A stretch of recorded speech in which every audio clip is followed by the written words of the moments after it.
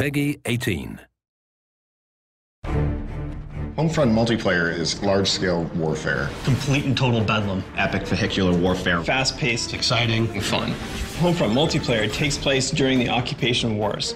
This is the time when the Korean army was invading the U.S. after a deadly EMP attack and cyber attack. The remnants of the U.S. military are kind of off, still trying to hold on and fight off the Korean invasion as best they can. The battles really take place in various locations, from suburban cul-de-sacs to department stores to a highway interchange, so you get to experience a wider swath of America.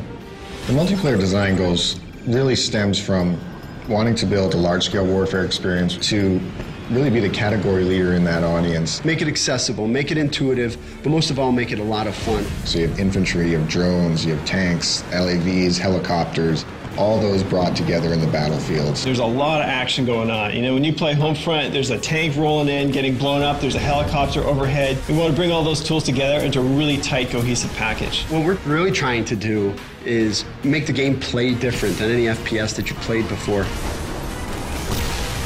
The whole idea behind vehicles and Homefront is you should get in and start having fun right away. This is not the kind of game where you need to spend 2 hours learning how to fly a helicopter. Battlepoints really gives us an in-game economy. So you're doing actions in the game, and every one of those actions is earning you points. So Battlepoints basically allows us to put a price on each vehicle, to put a price on every special weapon. Rather than just saying like, oh great, you captured that objective, here's some experience, we're saying, hey, you captured that objective, that's great, now here's a tank. You can buy everything from tanks, helicopters, to drones, to additional ammo for your RPG. The idea with Battlepoints is buy what you want when you want it.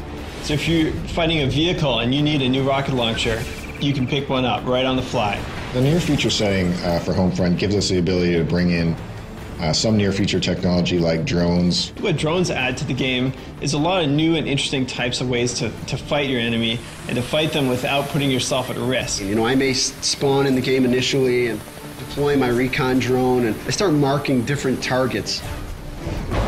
Ground control, everyone races for these 3 objectives, and then when you capture an objective, you start gaining points. Now, when you gain enough points, it'll actually push the whole line over to the enemy section. You're not spread out amongst a vast area. You feel the infantry-style combat, that intense battle for the objective points, as well as have the epic vehicular warfare reigning in. Ground control is different from other objective-based game modes because you get to fight over new spaces. The objectives will move to different locations, and you'll have to use new strategies when you get to those areas. So in essence, you're not just playing on the same map for 12 to 15 minutes, you're playing on 2 or 3 different maps, because all the gameplay is localized around those objective points. And as players start earning points, you're going to start seeing some tanks on the field, some helicopters. The battlefield evolves in a way that you see something different every minute that you're playing. Homefront is doing dedicated servers. In console games, you can get up to 32 players. In PC, obviously, it's even more important to have dedicated servers.